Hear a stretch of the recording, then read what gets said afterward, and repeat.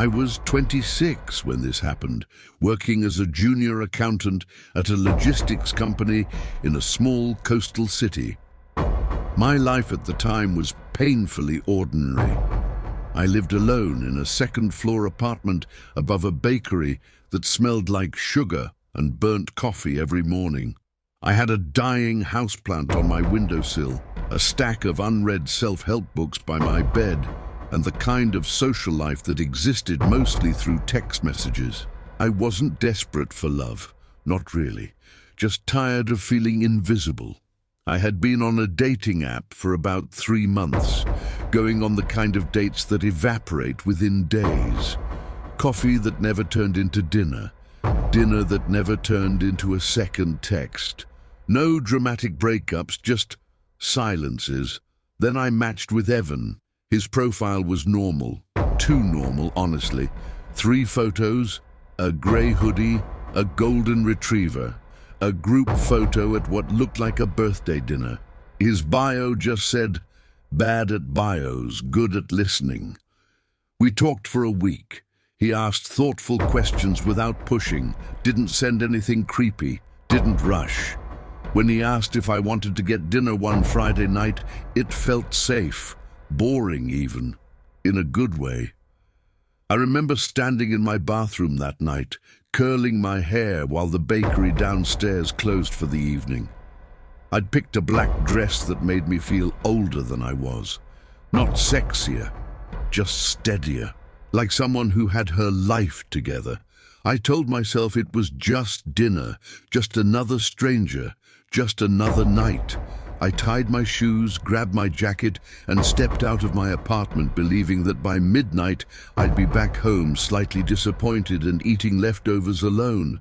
I had no idea that for the next year of my life I would not sleep without checking my windows first.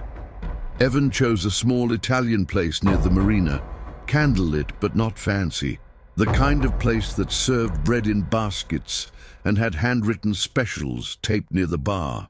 I got there 5 minutes early out of nervous habit and sat at a 2-person table near the window. Outside, boats swayed against their ropes, and the water reflected streetlights like broken glass. When Evan walked in, I recognized him immediately. He was taller than I expected, but otherwise exactly like his pictures.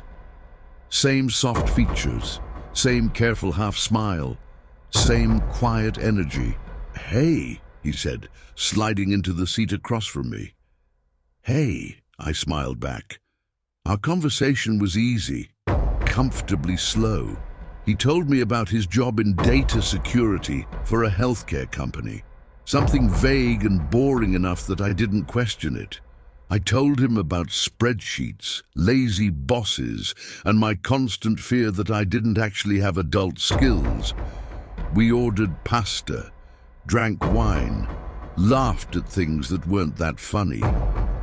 At one point, he asked where I lived. "Above a bakery near 3rd Street, I said. He smiled. "That explains why you smell like sugar." I laughed, even though I wasn't sure if he was joking. When dinner ended, he offered to walk me to my car. I hesitated, then said yes. The marina parking lot was dark but busy.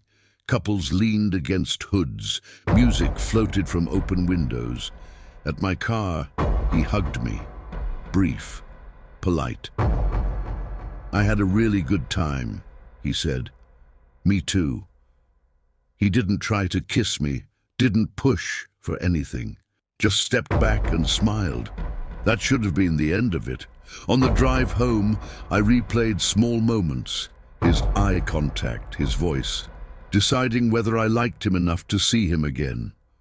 When I got back, the bakery downstairs was dark. I climbed the stairs in my quiet building and unlocked my door. Inside, everything was the same. My couch, my plant, the faint hum of the fridge. I kicked off my shoes and checked my phone. A message from Evan. "Home safe?" I smiled and replied, "Yep, thanks again. Tonight was really nice." 3 dots appeared immediately. "I'm glad. "You looked really peaceful tonight." I paused at that. Not weird, I told myself. Just a compliment. The next morning, something felt off. Not dramatically, not obviously, just wrong. I have a habit of opening my curtains as soon as I wake up. Light, air, routine. But when I pulled them open that morning, my stomach tightened. My bedroom faces the back alley. Someone had been standing there recently, close to my building. I could tell because the trash bin lid was open and the cardboard boxes piled next to the dumpster had been shifted. One of them, a long rectangular bakery box, had been placed upright, like someone had leaned it there, facing my window. I stood there too long, staring. Then I told myself someone could have been digging for recyclables. Someone could have been dumping trash. I got dressed and left for work. At noon, Evan texted me, "How's your morning going?" Me, "Busy." You, Evan, "Quiet." I like quiet. That night, I went to the gym. When I came back, I noticed my plant had been moved, just slightly, just enough that it caught my eye. I stared at it longer than I should have, then blamed my own memory. 2 days later, I found dirt on my windowsill. My window was closed.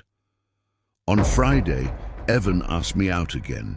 I hesitated, then agreed. Dinner was less easy this time. I couldn't focus. I felt watched from inside a crowded restaurant. Evan seemed calmer, studying my face when I spoke. At one point, he said, "You don't sleep well, do you?" I laughed awkwardly. "What?" "You look tired, like you check your phone a lot at night." "I just don't sleep great." He smiled softly. I could tell. When he walked me to my car again, I noticed something else. His car was parked one space away from mine. I hadn't seen him park. I hadn't seen him leave. I shrugged it off. But when I got home, my window was unlocked. I started locking everything obsessively: windows, bathroom latch, bedroom door. I stopped opening curtains. I stopped sleeping deeply. One night I heard footsteps in the alley. Slow, careful, not drunken, not hurried, just deliberate. I waited in silence, breath tight in my chest. My phone buzzed. A text from Evan. "You awake?" I didn't reply. Minutes passed. Then, "Your light is off." I froze. I hadn't told him which apartment was mine. That was the first time I checked the alley again and saw a figure standing in the dark, too close to my building, too still. My heart roared in my ears. I ducked away from the window and locked myself in the bathroom. Another text. "I like your apartment." I didn't know what to do. I called a friend. She didn't answer. Then my door handle rattled. Once, twice, then stopped. I stayed in that bathroom until sunrise. When I finally checked the door, nothing was damaged. Nothing was gone, except my spare key, which I kept taped behind a loose pipe under the sink. I stopped answering Evan. Messages piled up. "You don't have to pretend. I was just protecting you. You left your window open.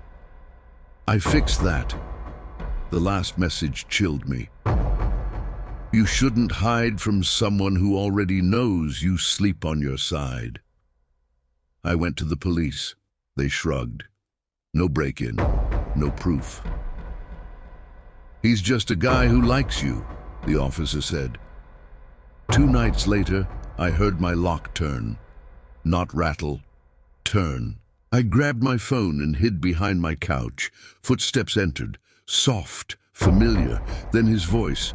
"I knew you'd come back." I held my breath.